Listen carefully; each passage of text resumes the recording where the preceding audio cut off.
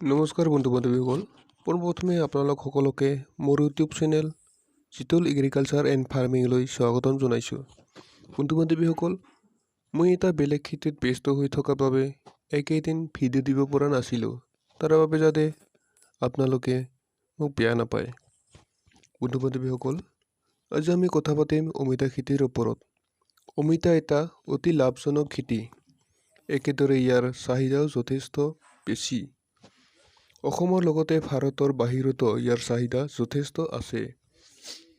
অমিতা খেতি কৰিবলৈ হ'লে আমি প্ৰথমতে ইয়াৰ উন্নতমানৰ জাতসমূহ নিৰ্বাচন কৰি ল'ব লাগিব।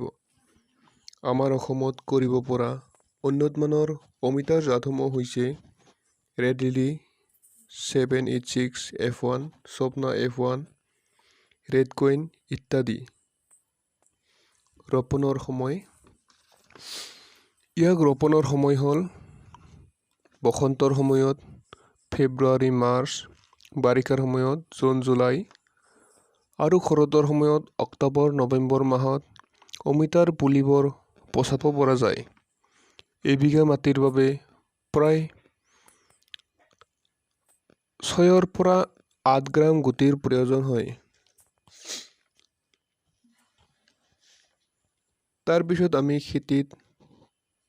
খেতিৰ বাবে মাটি নিৰ্বাচন কৰিব লাগিব।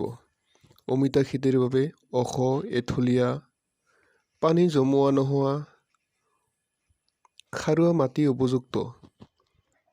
অমিতাৰ পুলিবোৰ গুটিৰ পৰা প্ৰস্তুত কৰা হয়।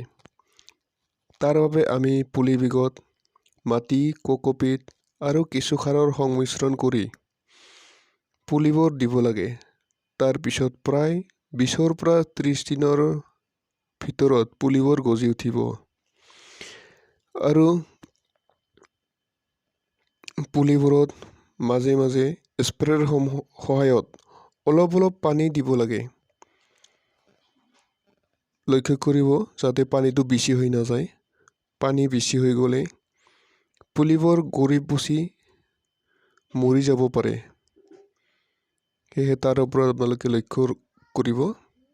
আৰু যেতিয়া পুলিবোৰ 6 পৰা 7 ইঞ্চি ওখ হ'ব, তেতিয়া ই ৰোপণৰ বাবে সাজু হৈ উঠিব। তাৰপিছত আমি পুলিবোৰ ৰোপণৰ বাবে মাটি প্ৰস্তুত কৰিব লাগিব। প্ৰথমতে মাটিডৰা আমি ভালদৰে চাহ কৰি ল'ব লাগিব। তাৰপিছত প্ৰায় 6 ফুট বাই 6 ফুট বা 6 ফুট বাই 7 ফুট আঁতৰে 1.5 ফুট বাই 1.5 ফুট বাই 1.5 ফুট জোখৰ গাঁত খান্দি তাত আমি গোবৰ বা পচন সাৰ আৰু অলপ মাটিৰ সংমিশ্ৰণ কৰি ল'ব লাগে। তাৰপিছত তাত পুলিবোৰ ৰোপণ কৰিব পৰা যায় আৰু প্ৰয়োজন অনুসৰি মাজে মাজে পানী দিব লাগে। অমিতাৰ গছত বেছি পানীও দিব নালাগে, নহ'লে গৰি পচি যোৱাৰ সম্ভাৱনা থাকে। আৰু পানী বেছি হোৱাৰ ফলত অমিতাৰ গছবোৰ বেছি ওখ হৈ গ'লে তেতিয়া গছবোৰে অমিতাৰ ফলৰ ওজন সহিব নোৱাৰি বাগৰি যাব পাৰে। আৰু পুলিবোৰ ৰোপণৰ প্ৰায় 4 পৰা 5 মাহৰ পিছৰ পৰাই ফুল দিবলৈ আৰম্ভ কৰে। আৰু ফুল দিয়াৰ প্ৰায় 2 মাহমান পিছতেই অমিতাবোৰ বিক্ৰীৰ বাবে সাজু হৈ উঠিব। অমিতাবোৰ আমি কেঁচা বা চব্জি নাইবা পকা বা ফল হিচাপেও আমি বিক্ৰী কৰিব পাৰোঁ। ইয়াৰ যথেষ্ট আছে আমাৰ বজাৰত চাহিদা। গতিকে বন্ধু বান্ধৱীসকল, আজি মই আপোনালোকক অমিতা খেতিৰ বিষয়ে থুলমূলকৈ হ'লেও কিছু কথা জনালোঁ। আৰু পিছত কেতিয়াবা সময় পালে ইয়াৰ ভিটামিন, কীটনাশক বা মেডিচিনৰ ওপৰত এটা ভিডিঅ' আপোনালোকৰ আগত আগবঢ়াবলৈ চেষ্টা কৰিম।